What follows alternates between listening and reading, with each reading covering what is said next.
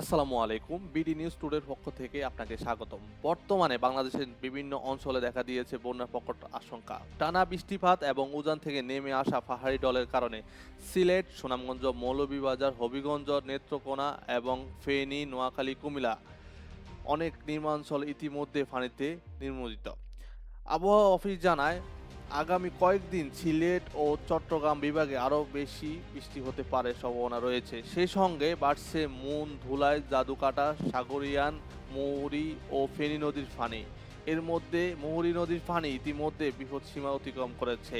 এই অবস্থায় সবচেয়ে ঝুঁকির রয়েছে গ্রামীণ নির্মাঞ্চল, যেখানে বাড়িঘর, রাস্তাঘাট ও ফসলি জমি পানির নিচে চলে যেতে পারে। অনেক জায়গায় ইতিমধ্যে ফসল ক্ষতিগ্রস্ত হয়েছে। স্থানীয় প্রশাসন ও পানি উন্নয়ন বোর্ড জানিয়েছে, তারা পরিস্থিতি পর্যবেক্ষণ করছে এবং প্রয়োজন হলে আশ্রয়কেন্দ্র খোলার ব্যবস্থা নেওয়া হবে। পাশাপাশি জনগণকে সতর্ক থাকতে এবং প্রয়োজন হলে উৎস জায়গায় চলে যেতে বলা হয়েছে। কৃষিবিদরা বলেছে, জমিতে যারা ধান বা সবজি চাষ করেছেন তাদেরকে দ্রুত ফসল ঘরে তোলার অনুরোধ জানানো হচ্ছে, কারণ পরবর্তী কয়েকদিনে পানি আরও বাড়ার সম্ভাবনা রয়েছে।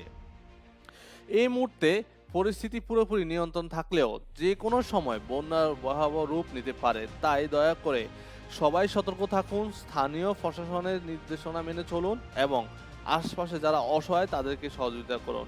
সুতরাং সম্মানিত দর্শকবৃন্দ, এই ধরনের প্রতিদিনের আপডেট নিউজ পেতে আমাদের চ্যানেলটি সাবস্ক্রাইব করে রাখুন এবং অন্যকে শেয়ার করুন। ধন্যবাদ।